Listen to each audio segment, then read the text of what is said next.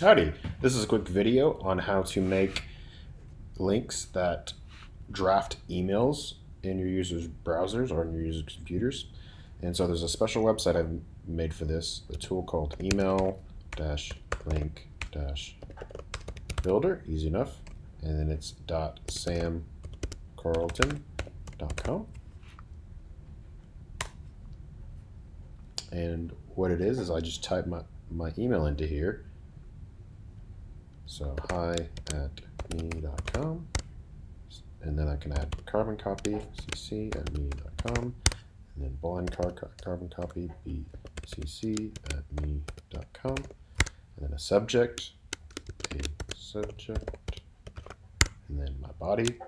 This is my body.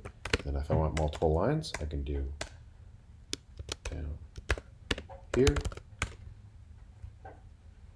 And what that's going to do is that's going to make two things: this nice little link and the HTML format. Now you can put this into anywhere where you have access to HTML, but if you don't have access to HTML but you do have access to paste links such as HTTP links, you can paste this instead. So instead of HTTP, we have our mail to URL scheme, colon, and then it builds all of that custom stuff.